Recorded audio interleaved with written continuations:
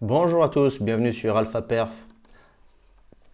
Petit brief journalier sur le Bitcoin. Alors, nous avons fait un petit mouvement hier, donc on va prendre un peu de recul aujourd'hui parce que nous sommes en train de suivre cette impulsion là, donc depuis ce week-end. Et il y a des choses intéressantes par rapport aux news actuelles, à la macro, au dollar, ainsi de suite. Donc on va faire un petit point. Donc je voulais commencer par l'indice du dollar qui vient de reprendre ses 104, il a repris ses 104 euh, fin de semaine. Donc il avait fait un break baissier, réintégration à 100%, hein. Et là, bon, il fait une jolie pattern de retournement pour peut-être aller rechercher des plus hauts. Donc on a des chiffres en prévision pour la fin de semaine. On a le Unemployment Claim, pardon pour mon anglais, et le Core PCE Price Index. Donc ça, c'est des chiffres qui peuvent amener de la volatilité. Aujourd'hui, nous avons rien de spécial. Bon, on a quand même un flash Manufacturing PMI qui est noté en grosse volatilité. En général, il n'y en a pas tant que ça. Mais bon, à suivre. Donc il y a quelques chiffres cette semaine.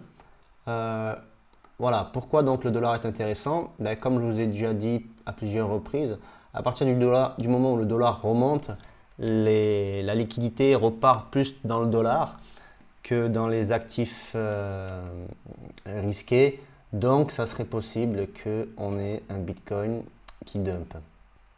Bon, alors on est quand même sur une tendance haussière, hein, une belle tendance haussière. Vous voyez, on a un H4, on a des hauts qui sont de plus en plus hauts, hein. Voilà, on a des hauts de plus en plus hauts. Voilà, tac. Des bas, pardon, de plus en plus hauts. Et des hauts de plus en plus hauts également. Voilà. Ok. Donc ça, ce qui nous amène donc à une théorie de dos qui nous prouve bien, enfin qui nous montre bien la tendance actuelle du marché. Alors, intéressant en H4, pardon, tac. Intéressant en H4, nous avions de l'imbalance ici qui avait été comblé, qu'on a repris donc, enfin, on est venu attaquer la seconde zone d'imbalance. Vous voyez, on avait sur cette dimanche, sur cette mèche baissière qui a été entièrement ravalée, on a entièrement comblé cette imbalance là. Il nous restait ce gros bout d'imbalance ici. Et là, ben, on est parti la chercher. Donc pour moi, le cours est clairement en correction là. Il va continuer sa correction pour aller au moins chercher ces 50% d'imbalance, voire la combler à 100%. Il y a une petite chose que je ne suis pas allé voir, c'est ça, voilà, c'est le gap CME. Alors les gaps CME, on a eu un gap lundi qui a été donc qui était à la hausse ici, qu'on a de suite recomblé. Là, on prend l'imbalance sur le CME et vous voyez, on a un gros gap ici. Donc c'est tout à fait possible qu'on vienne le combler ou du moins qu'on vienne le chercher, le titiller, quoi, hein. Voilà, ce qui nous amènerait à des prix dans les 60 000 $. Si on vient combler le gap complet, on est à 58 500 $. Donc on serait dans ces zones-là.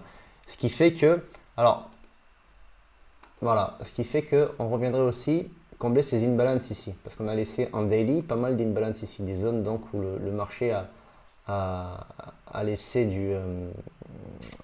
enfin, n'a pas eu beaucoup comment on dit, il n'y a pas eu beaucoup d'échanges, il n'y a pas eu beaucoup de business.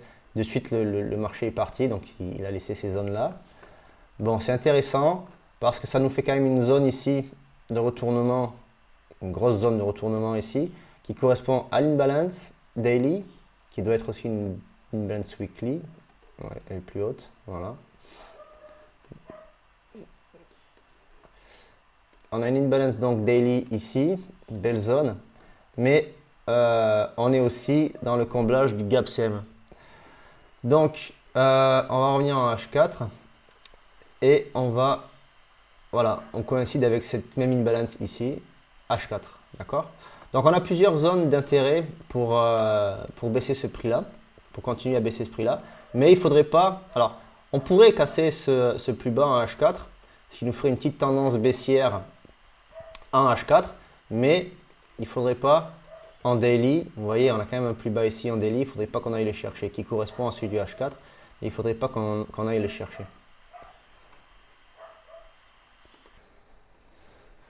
Donc voilà, j'ai fait un petit cut là, désolé. Donc je disais qu'on avait des confluences avec les zones d'imbalance. Ok. On va se remettre en 4 heures. On va faire un petit point intéressant sur les Fibos.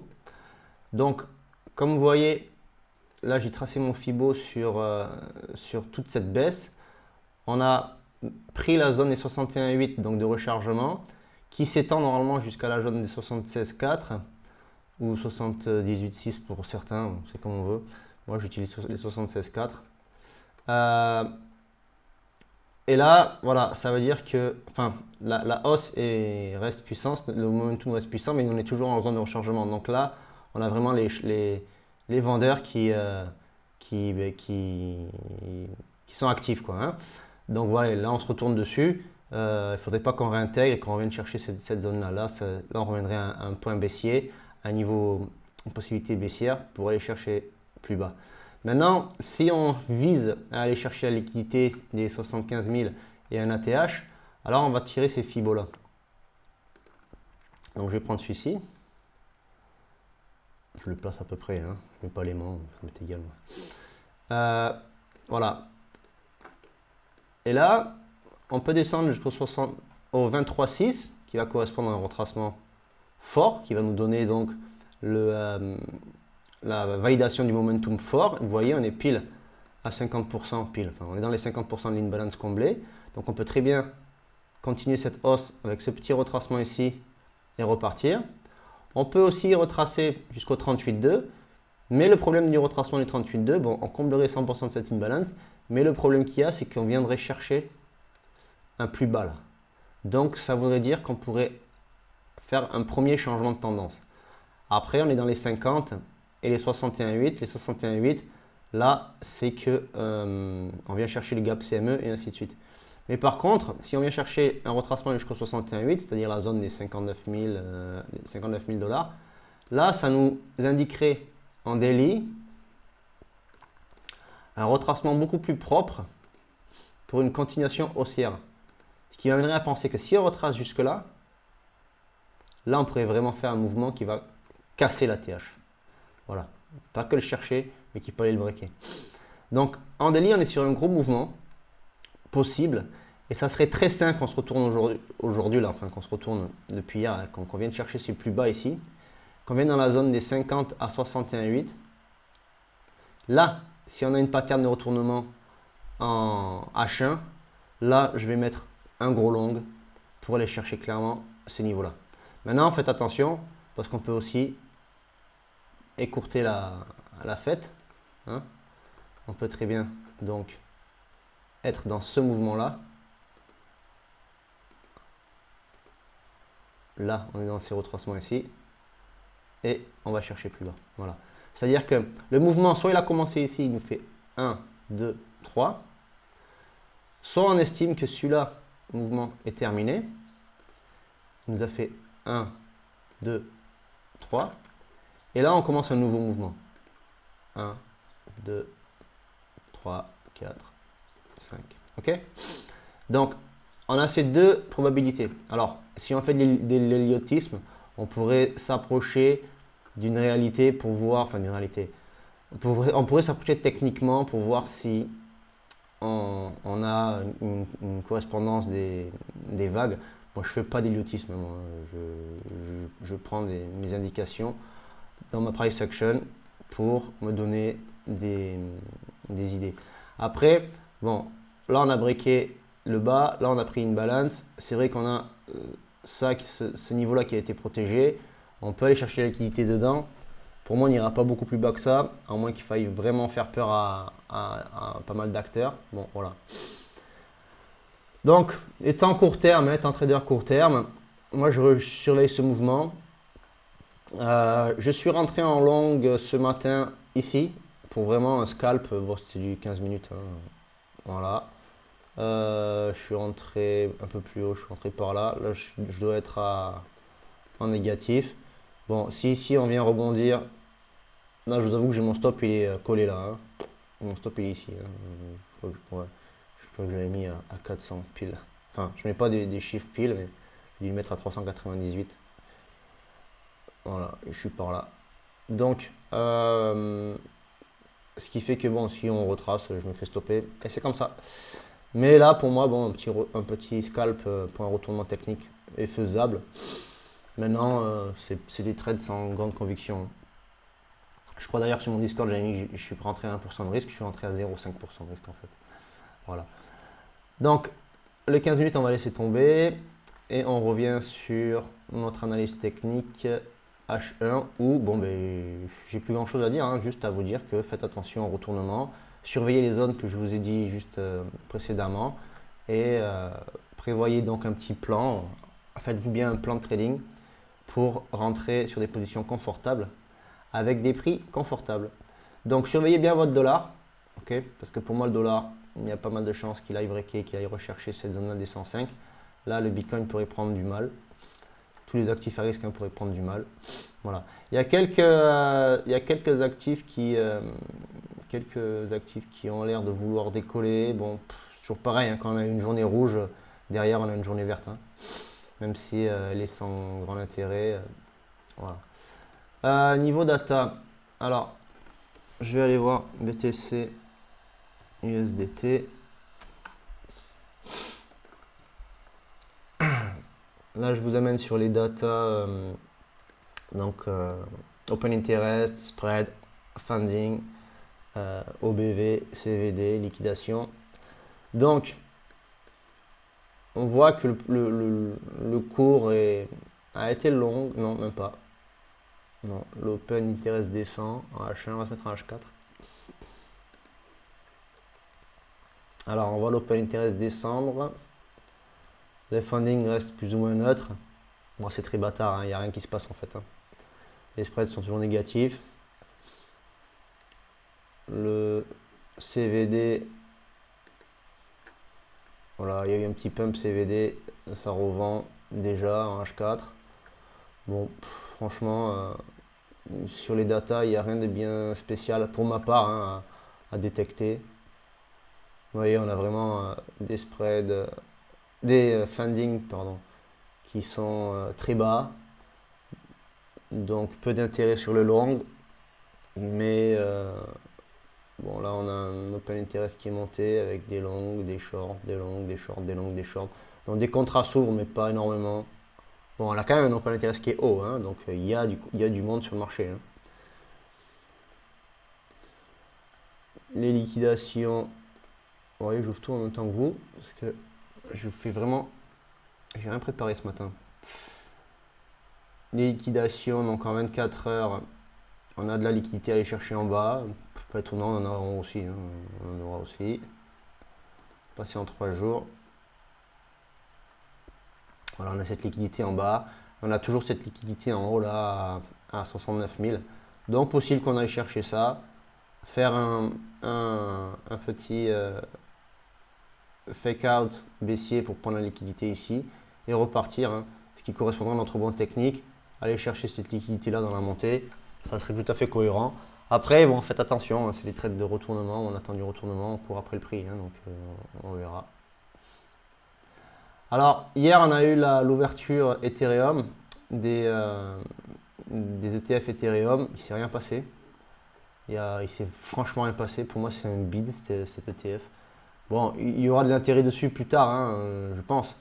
Mais voilà, bon là, ça c'est les mêmes data, donc Open Interest et ainsi de suite, funding sur Binance. Bon, Binance a l'air d'être peut-être un peu plus long sur Binance. Ok.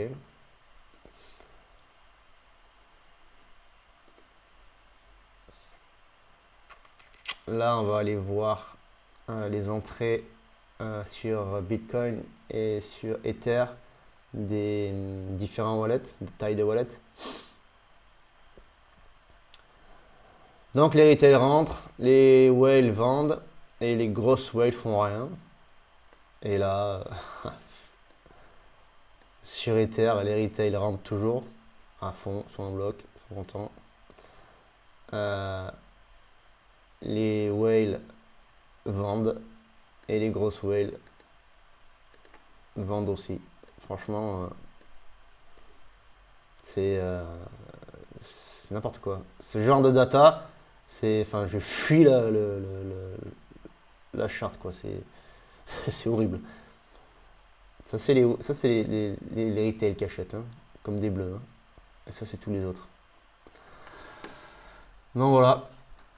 Il y a de l'income sur les ETF. Ah non, ben non, pardon. Il y a de l'outcome. Voilà, ça a été vendu hier. Gros achat lundi. Mardi, un peu de vente. 1.2K de vente sur les ETF BTC. Je chercherai les autres ETF ETH pour la prochaine fois. Dans le calendrier, on l'a vu. Bon. On va faire un tour sur ETH. Vous voyez, ETH, hein, il a fait son pump. Il broute. Il ne s'est rien passé.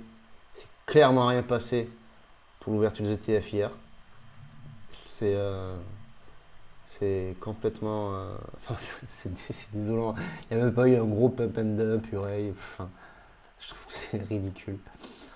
Voilà. Alors, possible qu'on vienne chercher les plus bas maintenant, hein, qu'on vienne corriger tout ce mouvement. Et là, qu'ils reprennent, qu'ils repartent avec un peu d'intérêt pour aller chercher après les 4000. Enfin, voilà. Je regarde ETH contre BTC. ETH contre BTC en 4 heures. Voilà, on est sur une belle tendance baissière. Le pump des ETF, hein, pour ETH, c'était celui-là. Hein. Maintenant, ça, je pense qu'on va le corriger très fortement. Pour moi, on va aller rechercher ces niveaux-là contre BTC. Hein. Ça ne m'étonnerait absolument pas. Donc voilà, donc le marché est assez fébrile en ce moment. Il y a quelques trades à prendre, faites attention. Je vous avoue, pour des grosses positions, c'est ultra compliqué. Moi, je suis toujours pas du tout à l'aise là sur le marché actuellement. Après, bon, j'ai un peu la tête hors du marché en ce moment, donc voilà, je suis, mais j'ai du mal à rentrer en position. Voilà, on s'est pas mal fait front run ici. Bon, on a pris un peu de thunes hein, sur cette montée-là, même ici, je crois. On a pas mal travaillé XRP aussi. Enfin, moi, de mon côté, j'ai pas mal travaillé XRP. Donc, j'ai pris ce que j'avais à prendre. Je suis positionné sur STMX. Je sais même pas si je l'ai ici. Ouais, là. Voilà, je suis positionné sur STMX, je suis rentré par ici. Donc là, j'ai un joli trade en cours, mais c'est en spot, hein, c'est du spot. Donc moi, ça, je garde pour. Voilà, enfin, moi, STMX, je le garde. J'en reparlerai une fois arrivé sur ces zones-là. Moi, je cherche Je cherche un gros trade ici, c'est du hold, enfin du hold. Du hold à ma manière. Hein. Moi, je hold sur quelques mois, quelques semaines. Mais il a fait un beau pump, donc c'est sympa. Donc voilà pour le brief du jour. Donc restez safe, surtout une fois de plus, attention à votre capital. Je pense qu'aujourd'hui, je vais faire la vidéo, bon je l'ai déjà dit hier, mais je pense qu'aujourd'hui je vais faire la vidéo risk management. Comme je vous ai dit, je suis un peu out du marché, là j'ai d'autres choses à faire. J'ai pas énormément de temps, mais je vais en prendre pour vous. Voilà. Et ben, n'hésitez pas à laisser des commentaires. Il n'y en a pas beaucoup en ce moment, il n'y a pas beaucoup de gens qui se manifestent. Dites-le même si c'est nul, hein, que je continue pas mes vidéos pour rien. Si ça vous plaît, tant mieux. Poussez un peu, motivez-moi, c'est toujours sympa, c'est toujours agréable du moins de se sentir pas tout seul. Voilà, donc mettez un like, mettez des likes, partagez, mettez des commentaires. Voilà. Et ben, si vous voulez, il y a pas mal de personnes qui font ça. Si vous voulez répondre à une petite question du jour, ben, je peux vous poser la question. Quel est votre sentiment de marché pour aujourd'hui? Est-ce que vous êtes à l'aise ou pas? Voilà. Allez, j'attends de vous lire. Surtout, be safe and follow.